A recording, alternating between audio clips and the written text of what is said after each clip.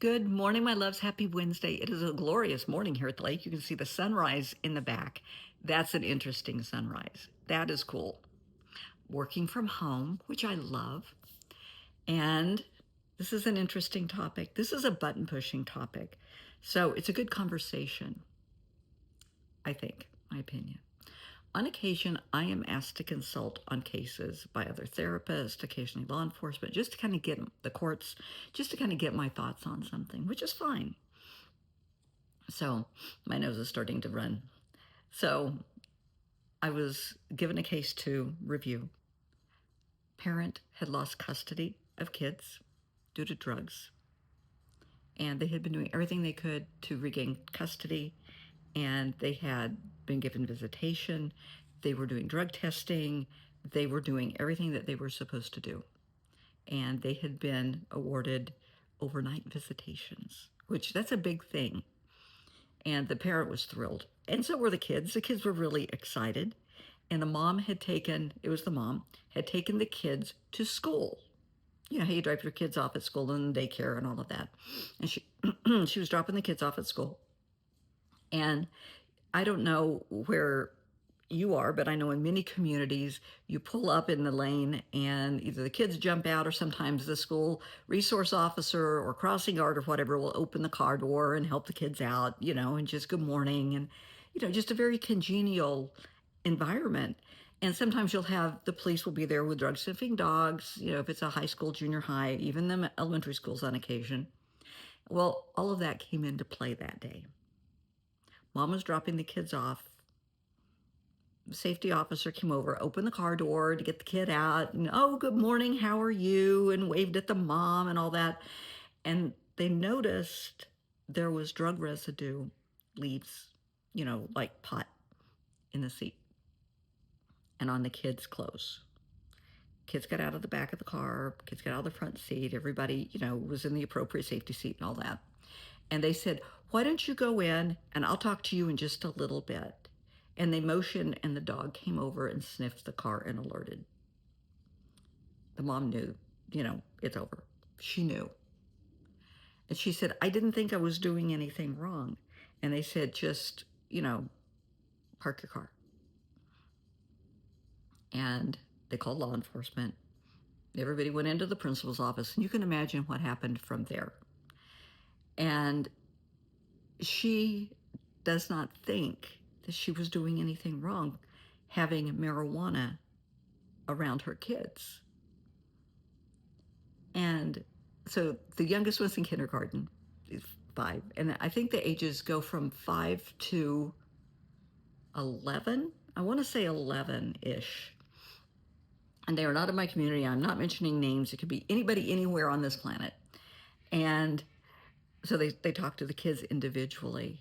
And if the kids are excited and rowdy and it's bedtime, she would not allow them to smoke the marijuana, but she would blow the smoke in their face. And yeah, you can't do that. And then when they would go somewhere, this was before she lost custody, she would always she vaped. Well, come to find out, the vaping it was a THC pen. She didn't think anybody would know. She didn't think it was anything wrong. Her big thing was, well, I used to do coke, but I don't now. I'm only doing this. Honey, it's still an addiction. You're just changing addictions. And she's really upset. And she doesn't think she did anything wrong. She is adamant she did not do anything wrong having drugs around her kids. When asked, the kids said that when mom is using drugs, and the littlest one said when mom's smoking that stuff, it scares them. The way she behaves is scary to them. Not everybody gets mellow and, congenial and laughing. And no, some people can be aggressive. Everybody reacts to marijuana differently, to THC differently, and especially people with bipolar disorders can become very aggressive. And yeah, it wasn't a good time. When asked how she passed the urine drug test, it was somebody else's urine. Yeah. She never really, she did stop using cocaine, but she's using weed. She's not getting her kids back. It will be a while before she has supervised visitation, which is sad because we're coming up on holidays. And they ask if at some point in time would I be willing to speak with her. Yes, I will be willing to speak with her because I'm just a straight shooter. You know, I'm talking to her just one mom to another mom, but you can't do that. And I'm very proud of her. I will give her kudos for kicking the coke habit. God bless you, sweetheart. That's big. So now you need to kick this because your kids are worth it. You're worth it. Don't do this to them. Don't do this to yourself. These are their formative years. These are the foundation years. These are important years to them. They need you around. They need you at the school play and at the Christmas concerts and at the ball games and, you know, the spelling bees and the parent teacher nights, all of that. You need to be there.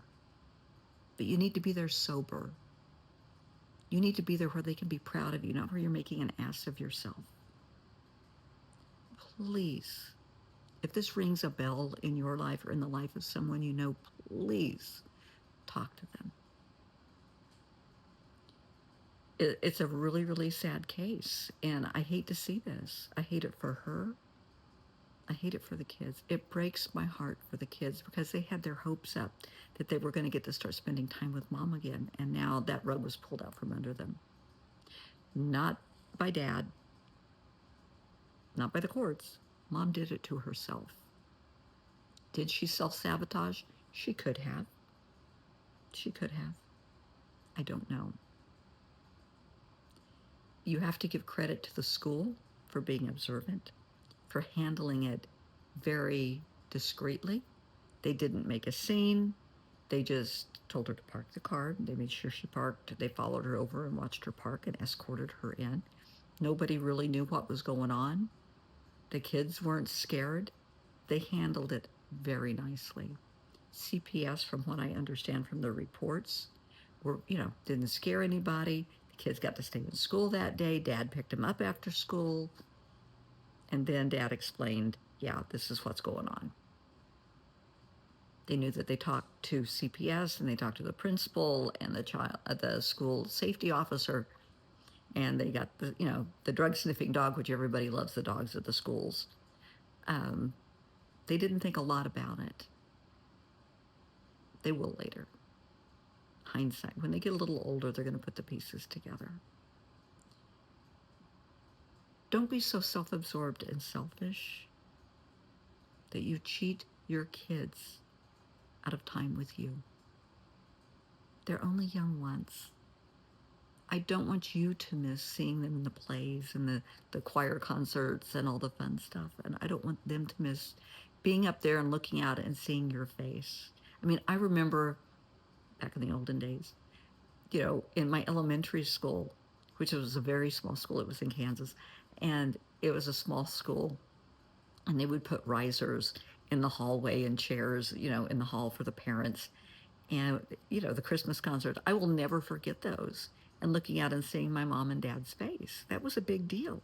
It's a big deal to kids. Please don't cheat them out of that. Don't do that. It's not worth it.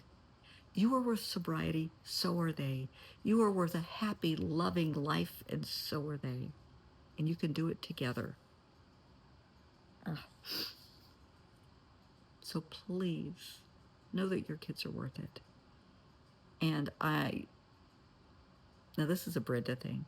I won't go out with anybody that does drugs, including weed or gummies or edibles no, that's not going to happen. I'm sorry. I won't go out with anybody that vapes. I'm a cancer survivor. I don't want to be around any type of smoker. Sorry, no. And I have known people that do this, they will take vape pens to work. And they don't think anybody can tell that they have THC in them.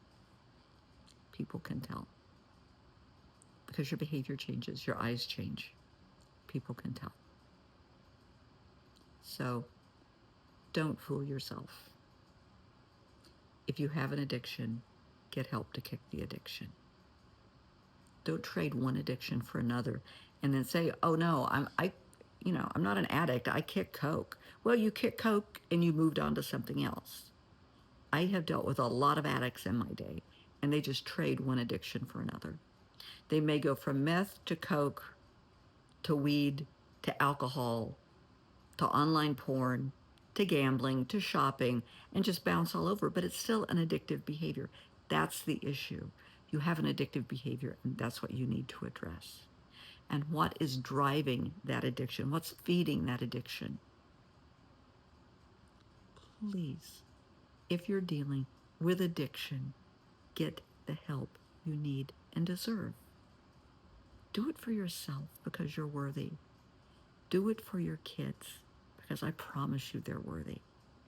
They're worthy of a parent who is clean and sober in their lives, supporting them and loving them in person every day.